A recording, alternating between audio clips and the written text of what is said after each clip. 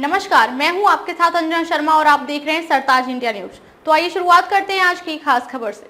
UP के शिक्षा मित्रों को लेकर सियासत तेज, भाजपा के नैरेटिव को बदलने के लिए सपा ने चला दांव। वर्ष 2027 के पहले राजनीतिक दलों के बीच नैरेटिव बदलने और बनाए रखने की जंग तेज हो गई है।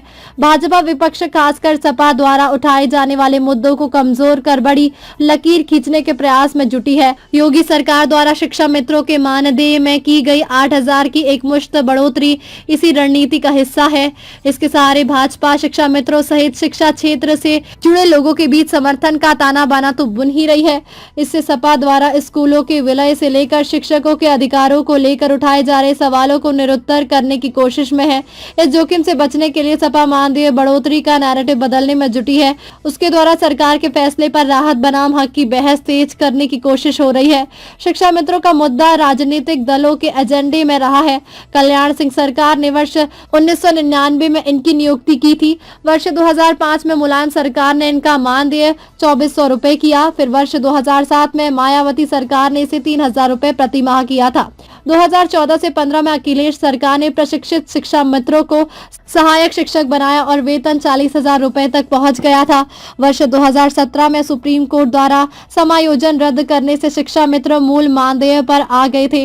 बाद में योगी सरकार ने इसे 10,000 रुपए प्रति माह किया था। इसके बाद से शिक्षा मित्र मानदेय बढ़ाने की मांग कर रहे थे और सपा सरकार पर लगातार सवाल खड़े कर रही थी। अब योगी सरकार ने मानदेय 18,000 रुपए प्रति माह कर दिया है।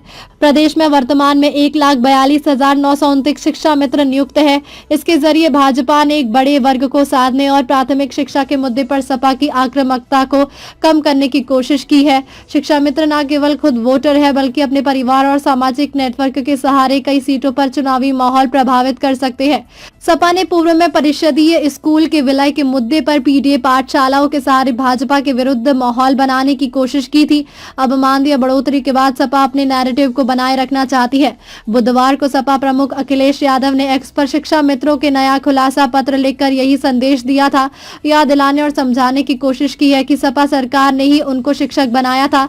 रणनीति शिक्षा मित्रों के भीतर मौजूद असंतोष को खत्म न होने देने की है। इसके लिए सपा शिक्षक सभा को सक्रिय कर दिया गया है।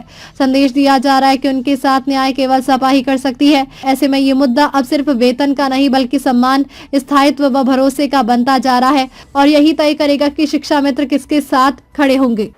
खबरों में अब तक ले बस इतना ही। फिर होगी आपसे मुलाकात कुछ ऐसी ही खास खबरों के साथ। तब तक ले नमस्कार और देखते रहिए सरताज इंडिया न्यूज।